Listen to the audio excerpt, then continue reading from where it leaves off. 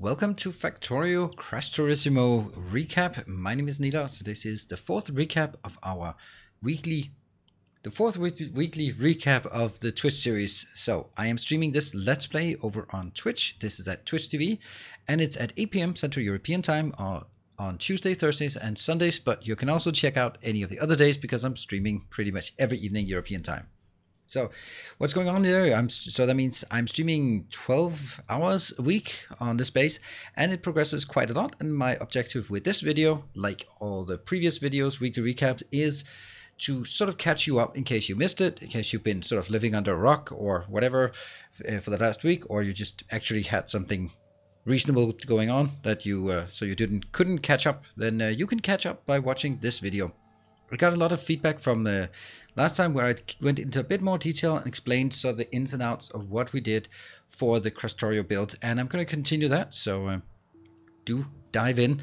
Where we ended up at the end of the last week was up here in this location, Sigvahag, and what we have is, let me just jump out of the map view. Just a brief location here. This is a smelting where we do the enriched. Enriched is about 50% more efficient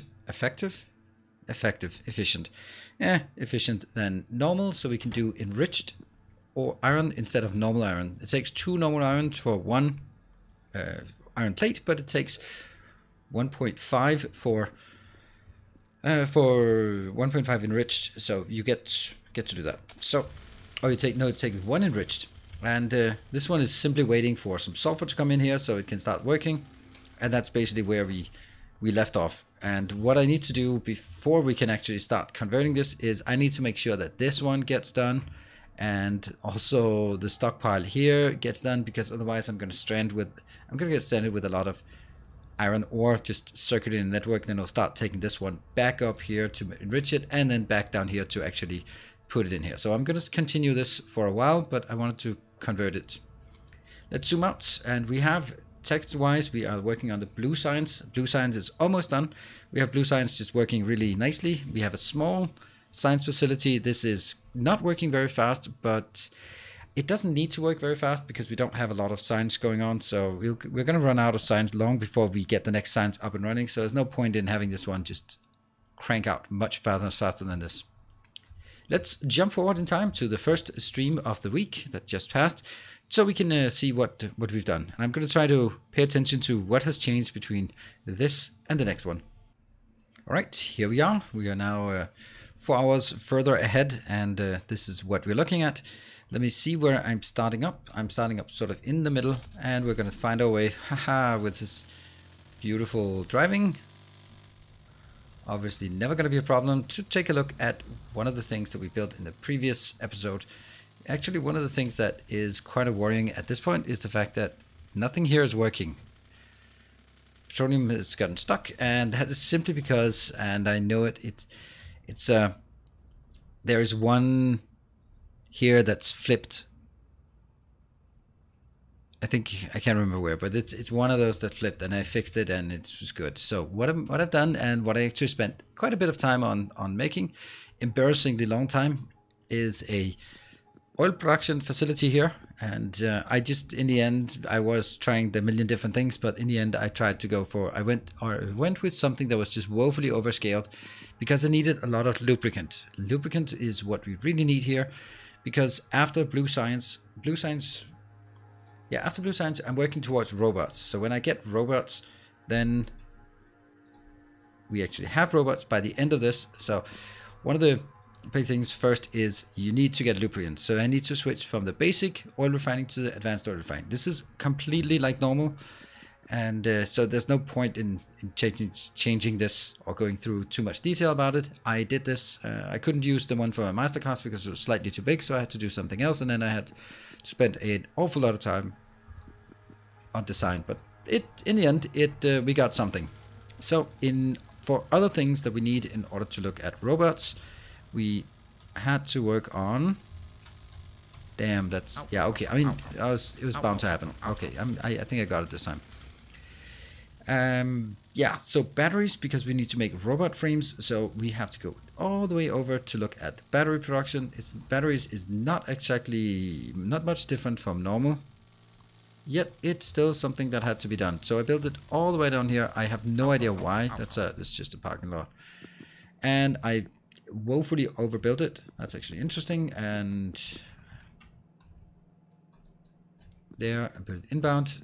It's obviously missing some sulfur. We overtook some trucks working on sulfuric acid, but sulfuric acid is dead at this point, so that's why this one is not working. You can see all 10 of them are outbound, so they're all out trying to get stuff. And also, yeah. Now I'm going to look at that stupid blinking thing because someone hit something. But we have the very first batteries in here. And that's all we really need. So what we need is to take the batteries, take the batteries, the lubricant, that will need to go up here. And let's see if we can find it. It was up in the BGOP location. And further up, I think.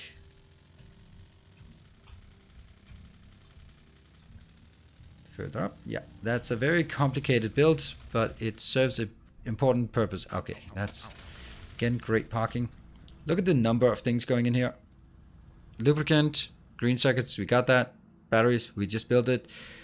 Steel, electronic components, red circuits, iron, all of that goes in here. And it is a very crowded location, so hopefully BGOP is happy about this one. What we have is, we have some engines, because we don't need engines for blue signs anymore. So this is the only thing we really need engines for at this moment. We're going to need electric engines for much, much later.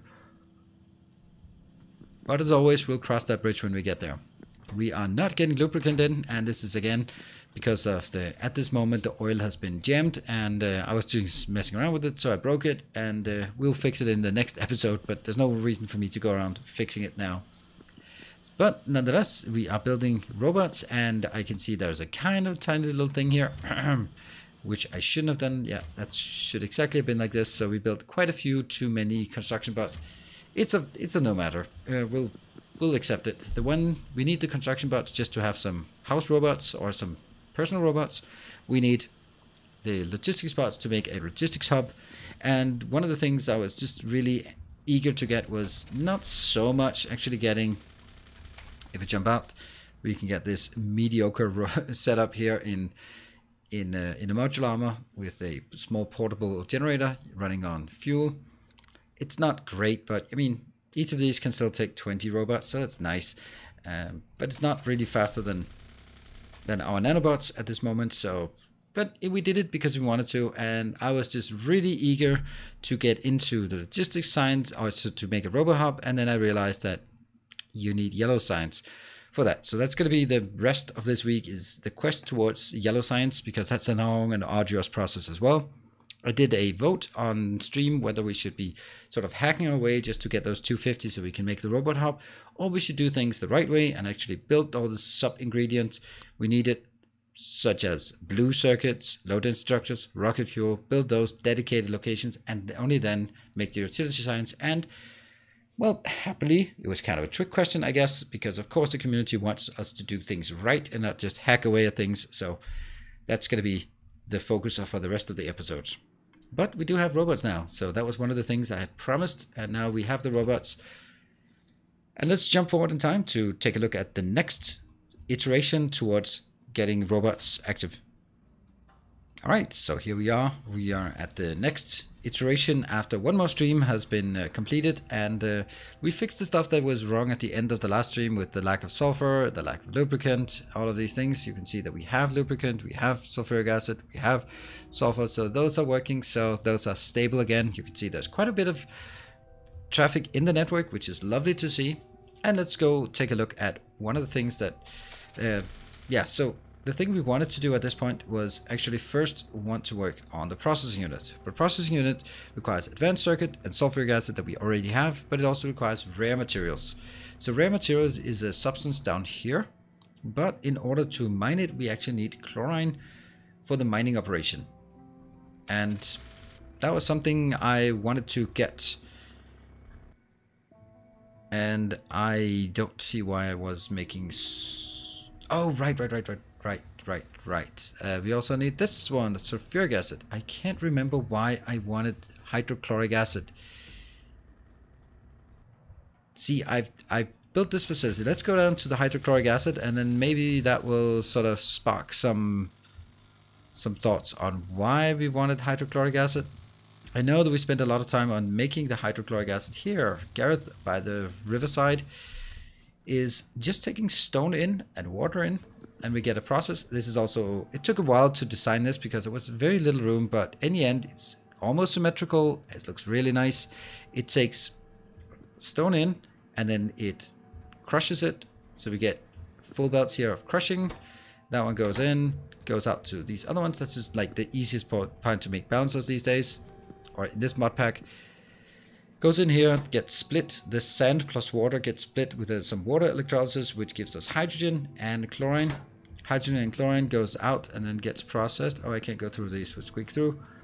In here, it goes through and makes hydrochloric acid. Hydrochloric acid goes up and fills up this one and goes out into the network, but also any excess, because this one is not an even split. It is 60% hydrogen and 40% chlorine, but when we mix it back up, it's 50-50. So that means we're going to have an excess of hydrogen, which is why we have this thing here that takes care of these two here. Takes care of that. If these go in excess of 10K, then we just evaporate or just vent everything else. I don't know how that works inside of a building. Don't ask, don't tell. At the end of the day, we now have hydrogen and we have hydrochloric acid, which is nasty stuff. Let's be careful about that. The thing is, though, that did not really get me anywhere in terms of why I bit the hydrochloric acid, because it doesn't seem to make a whole lot of sense for me to have Yeah, okay. I'm trying to drive on a proper way, and then the trees jumped in front of me. Here, if we go all the way down to this location. Oh, right, I know. So, the mining operations here for mining of rare metals. So, a short note on rare metals. Rare metals is kind of an amalgamation of a lot of different materials, and it's also kind of a bit of a stab at angels and bobs, where there's tons of different materials like, okay, tungsten, chromium, a lot of weird metals that you really just use for one or two things. And this one, it just goes like, there's rare metals. That's a high level metal. You find it, you process it, and it's just a lot of different crap. I like it. It makes a new process line without just getting you overwhelmed by just dealing with 5-10 different items here. So I like it. What it does is I get it in here as raw rare metals, and this is where we need the hydrochloric acid. That's the one. So this was also one that took quite a while to design, but in the end, when I look at it, this is why I love Krastorio. Both Krastorio and Factorissimo. Factorissimo the buildings and Krastorio the mod. I really loved it because it gives me an opportunity to do brand new designs that I've never done before, and they're super nice. You have to sort of gauge how much is the maximum you could put in, and then when you sort of found some good ratio. First you find the good ratio between the different items or different machines, then you figure out how much you think you can put in a building, and then you just scale up, and then it comes the belting and piping to see if you can make it all happen. Close to giving up, but it actually works, and now it just looks so intuitive. Go like, yeah, of course. Why is that a problem? The way it works is that we get here our raw inbound. It goes in here, adds some hydrochloric acid. It's actually hydrogen chloride, but whatever. As soon as we add it with water, it's hydrochloric acid. And then it goes into making enriched rare metals, which makes it, higher grade. And we get some polluted water. Polluted water goes back out here, goes into these cleaning plants, where the output is going to be pure water at a 1-to-1 ratio, 100 in, 100 out. Get a bit of stone and a bit of rare materials. The stone just goes out and the rare materials go back on here and gets prioritized back on the line. So that should be pretty simple. And then we just take the rare materials, again, putting it in here as a balancer because we have 3 setups, and that goes out into 4 different lanes. And those 4 lanes go out here, build some nice amounts, and then we have it. We have rare metals in ingot form, and that is super nice to have. That was a big thing on this episode, was getting first the mining here, getting some hydrogen, getting some chlorine there. There's actually a problem, I think, because we get currently chlorine as a residual here, but if we're not using the hydrogen, then the chlorine is actually going to be a problem. So I'm going to have to deal with that at some point in the not too distant future. So remind me if you join the stream that we don't actually have a reliable source of chlorine for the mining here. We do have enough right now, but we can't get any more. So we're going to last a while. Don't worry. What we also did was we started looking at uranium, and we did that not because we wanted uranium, not because we wanted nuclear power, and not because, since it's actually being used here, uranium is being used for productivity, but actually because if I want to get a better, if I want to get the power armor, then I also want a better portable nuclear reactor. Portable nuclear reactor takes uranium fuel cells, and that means we need some uranium-235. And in order for making uranium-235, I need to make some centrifuges. Centrifuges need concrete, so we took this little facility from PTOP and made that into a concrete facility, but also one that makes the good concrete here. So this one will just keep filling up, and at some point, well, it's probably going to just fill up completely, which is all nice. And I was about to do some changes, which is useless when working on an old map. But I also want to make these city blocks here actually paved, and I don't exactly know how, but I know that I'm going to use a lot of refined concrete. So if we let this accrue over the next 10 hours or so, when I need it, I'll have thousands upon thousands of it. So that should be good. But as I was saying, we're working on. Yeah, sorry, robot, you're gonna get lost. We want to work on our uranium. So the first thing I realized is you really need it to start harvesting immediately, because it's gonna take a long time to harvest. Oh yeah, by the way, now that we have our robots, we can actually fix these corners. You saw one of these corners like here. That means we now have a new pattern here. That one, which has better corners that it looks nicer. And that's now my robots can place it. Nanobots cannot place road, because road is placed with a script. I heard that that's actually fixed in 1.1, but I don't know if I'm going to upgrade. Here we have the uranium mining. You can see it's not much, but it's starting to accrue. It's starting to accrue here. And it requires sulfuric acid.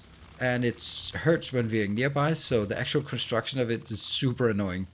And all the way up here we have a location swammer that is being ready. Oh, okay, well, I guess we'll just pretend that we're building this. This one is made ready.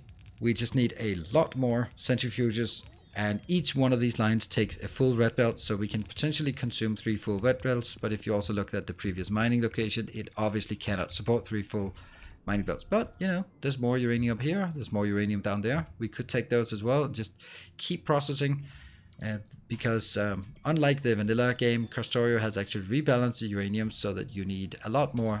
You can't really just do uranium power without having Coverix, not realistically long term. But I only want it a bit so that it can fuel my portable nuclear reactor that I will use in a power armor as soon as I have the blue circuits. And we're working on blue circuits, so therefore it also makes sense for me to start working on the uranium at the same time.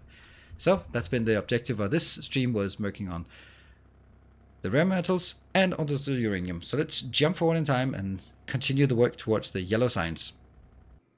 And here we are. This is a remarkably productive episode, I think. In terms of how much we've been doing, we've also, one of the big things we've done is we've cleared out Timbo. Timbo is doing wood. We've taken that out because we want Timbo to be our new robot hub. And before we can get a robot hub, this is kind of the easiest location I could clean up that was sort of close towards the center of our base. So Timbo, you're being repurposed to a robot hub, which will be one of the things we want to build in the next episode.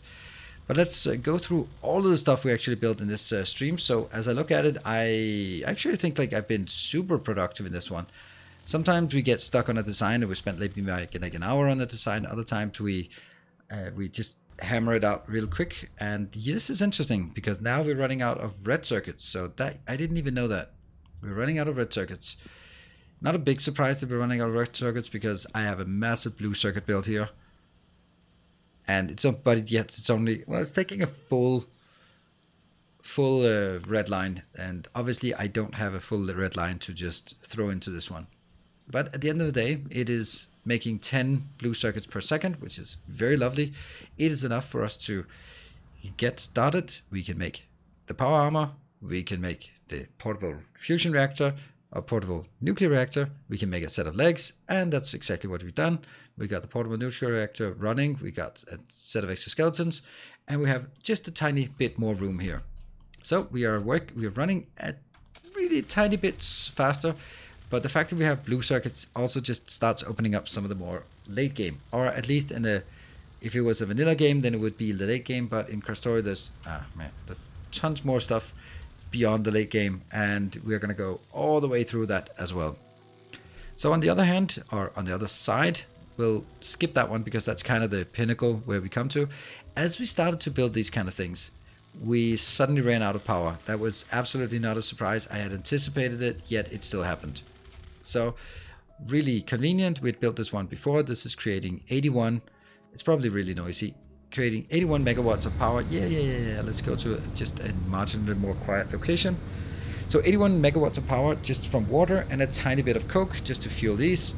And with all of that done, we're having a lot of biofuel here, and yeah, it's perfect. It's perfect. Let me just check. Could I do that? Yeah, I could do that. So I could actually just squeeze in a few more if I really wanted to. I could squeeze in 3 more. Anyway, this one is only able to consume exactly what this one is producing. It's actually interesting why these are not here. And it's all balanced, so it's all fine. And you can see here 75,000 biomethanol is stored here. And we could just stamp down 1 more of these. Of course, we needed the materials, and it was a bit of a hassle, but the fact that these are next to each other, that means we could just get 81 megawatts additional. So we have 2 times 81 megawatts, and also this one, original one, Cerulean here, is 63 megawatts of power, I think. So at this point, we have enough for now, but not forever. And this is pretty convenient. It doesn't take any materials. It just takes a facility that we can use. So if we find that we're going to get in more trouble, we can go take a look at some of those that are not most conveniently placed. Maybe some of these ones here, we could convert those into 81 megawatts of power if we want to. But, you know, that's another thing. Also, we can see that there are starting to crop up more buildings out here on the outskirts as well. But those are not being used immediately. Now, so that was the power issue. What we needed to work on, or what we're working on this whole thing, is the yellow science. So for that we need low density structures and rocket fuel. So let's just go here, and they're not particularly difficult, to be honest. And rocket fuel, oh yeah, the rocket fuel, yeah, that's actually particularly difficult, but we ended up making a really nice solution to it.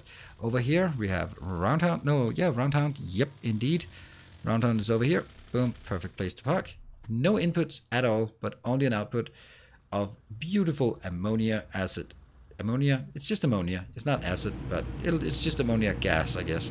And what we're doing here is we're just extracting hydrogen from the atmosphere and extracting, I'm just going to go to the corner because it's super loud.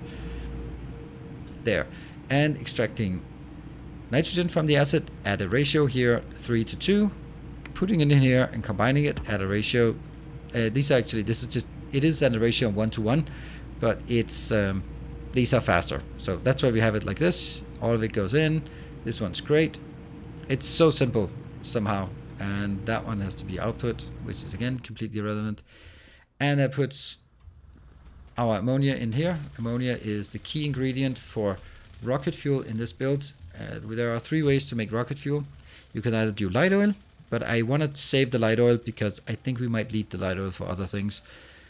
We can do this, ammonia plus hydrogen, and we can do this one from hydrogen chloride. We are using the hydrogen chloride, but I just decided to build this exact one for that purpose.